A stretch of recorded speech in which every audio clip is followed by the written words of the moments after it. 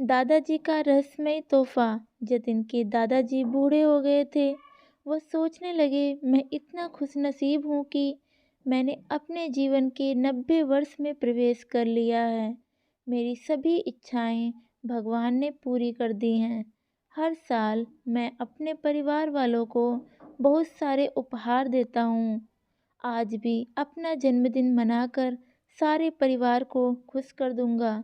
मैंने जीवन के 90 वर्ष अच्छे ढंग से बिता दिए। मेरे परिवार के सदस्य सभी मुझसे इतना स्नेह करते हैं। सभी ने मुझे इतना भरपूर प्यार दिया, जिस कारण इस दिन तक मैं जीवित रह पाया। सबसे ज़्यादा प्यार तो मैं अपने पोते से करता हूँ। मैं अपने पोते को जब तक देखता नहीं, तब तक मेरी दिनचर्या शुरू ही नहीं होती। वह भी 15 वर्ष का हो गया है। मैं इस बार अपना जन्मदिन बड़े धूमधाम से मनाना चाहता हूँ। बाद में क्या पता मेरे जीवन की अंतिम घड़ी में अपने पोते को देख भी पाऊँ या नहीं। सभी लोग कहेंगे, बूढ़ा सठिया गया है, कहाँ अपने पोते का जन्मदिन मनाना चाहिए और वह अपना जन्मदिन मनाने चला है। चाहे कुछ भी हो जाए, अपना जन्मदिन अपने तरीके से मनाऊंगा। इसके लिए उसने सब तैयारियां कर ली। चारों तरफ जन्मदिन की धूम थी। सभी लोग सोच रहे थे कि जतिन का जन्मदिन है। परिवार के लोगों को जन्मदिन पर बुलाया गया था। परिवार के सभी सदस्यों को दादाजी ने कुछ न कुछ उपहार के रूप में दिया। किसी को घड़ी, किसी को कैमरा, किसी को मोबाइल और बहुत सारे उपहार। जतिन की नज़र अपने दादाजी पर थी। वह अपने मन में सोच रहा था कि सभी को दादाजी कुछ न कुछ दे रहे हैं, मुझे तो न जाने आज क्या मिलने वाला है। सभी लोग जन्मदिन की दादाजी को बधाई दे रहे थे। उनके बूढ़े दादाजी एक शानदार मेज पर हर आने जाने वाले का स्वागत बड़ी धूमधाम से कर रहे थे। उन्होंने प्यार भरी आवाज़ में जतिन को पुकारा। जतिन जल्दी से दादाजी की ओर गया। दादाजी ने एक छोटा सा मटका उसे उपहार में दिया। उसकी सारी खुशी गम में बदल गई। मेरे लिए बस ये छोटा सा मटका। अपने आप को संभालते हुए धीरे धीरे दादाजी से वह मटका ले लिया। दादाजी कहने लगे, मेरे गले से नहीं लगोगे। दादाजी के गले लगते ही उसके सारे आंसुओं का सैलाब उमड़ पड़ा। दादाजी बोले, अरे पगले, ऐसे भी क्या कोई रोता है। चुपचाप अपने आंसू रोककर अपने आप को संभाला और कहा, धन्यवाद, यह तो खुशी के आंसू हैं। उसके दादाजी ने कहा, मैं जन्मदिन के उपहार के रूप में तुम्हें ये छोटा सा मटका दे रहा हूँ। जब भी तुम समस्याओं से घिरे होंगे, तभी तुम इस मटके को खोलना। यह मटका तुम्हारी हर विपत्ति में रक्षा करेगा। उस समय तक मैं तुम्हें देखने नहीं आऊँगा। यह तो मेरा सौभाग्य है कि मैं इतने लंबे जीवन का पड़ाव खुशी खुशी पार कर गया। दादाजी से सचमुच ही वो बहुत प्यार करता था। दादाजी को देखकर उसका गुस्सा न जाने कहाँ छूमंतर हो जाता था। वह चुपचाप सबसे नज़रें बचाकर अपने कमरे में चला आया। जैसे ही वह कमरे में आया, दादाजी उसके कमरे में आकर उसके सिर पर हाथ फेरने लगे तो उसका सारा गुस्सा गायब हो गया और मुस्कुराकर दादाजी से बोला, चलो खाना खाने चलते हैं। मैंने आपको कुछ नहीं कहा, एकदम सीधा कमरे में चला आया। मैं इस उपहार को रखने आया था। आपको बुरा लगा होगा। चलो हम दोनों चलकर खाना खाने चलते हैं। दादाजी को एक कोने में ले गया और अपने दादाजी के पास बैठ गया। उसके दादाजी की आंखों से कम दिखाई देने लग गया था। जतिन ने अपने हाथों से पकड़कर अपने दादाजी को मेज पर बिठाया। खाने की मेज पर खाना मंगवाया। खाने की मेज पर दोनों बैठकर खाना खाने लगे। पार्टी में आए मेहमान दोनों के प्यार को देखकर फूले नहीं समा रहे थे। जतिन अपने हाथों से दादाजी को खाना खिला रहा था। उनके हाथ से केक के टुकड़े मेज पर बिखर गए। जतिन ने रुमाल से उनका मुंह पोंछा और मेज को साफ कर उन्हें पकड़कर एक और सोफे पर बिठा दिया। सभी लोग जन्म का उत्सव ले रहे थे। जतिन ने दादाजी का हाथ पकड़ा और उनके साथ डांस किया। सब लोग हैरत भरी नज़रों से उनके प्यार को देख रहे थे। जतिन ने अपने मन में विचार किया कि दादाजी ने इतने प्यार से इसे वह मटका दिया है। इस मटके में उनका प्यार छुपा हुआ है। इस मटके को मैं संभाल कर रख दूंगा। वह मटके को हमेशा संभाल कर रखता था। अपने कमरे के पास ही एक उसकी छोटी सी अलमारी थी जिसमें उसकी किताबें पड़ी रहती थीं। वह उन किताबों को किसी को भी हाथ नहीं लगाने देता था। उसने वह मटका अपनी अलमारी के पीछे रख दिया। उनका परिवार रईस खानदान था। नौकर चाकर, गाड़ी बंगला सब कुछ था।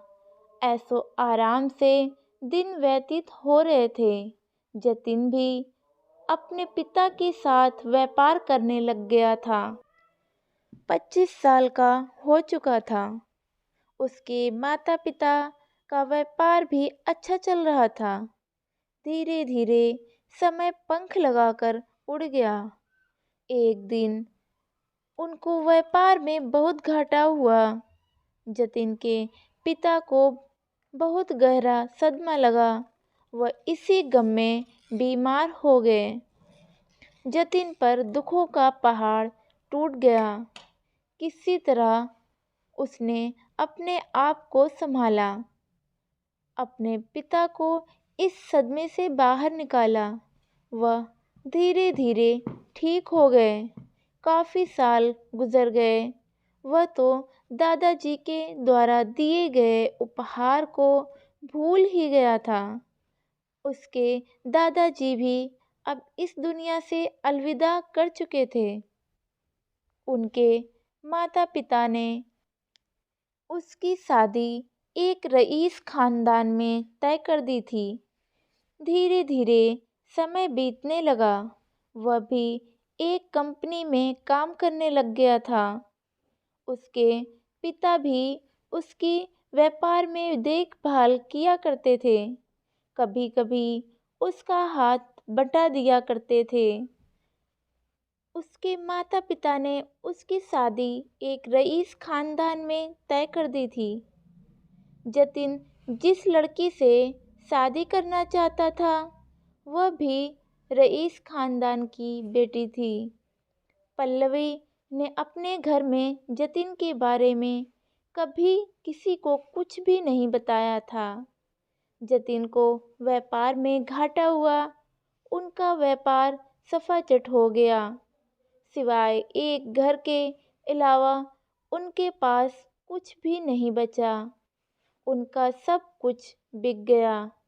पल्लवी ने घर में बताया कि वह एक लड़के से प्यार करती है। उसके माता पिता ने कहा रिश्ते के लिए तभी हाँ करेंगे यदि वह अपने बराबरी का होगा। जतिन एक रईस खानदान का बेटा था, ऐसा पल्लवी ने अपने माता पिता को बता दिया।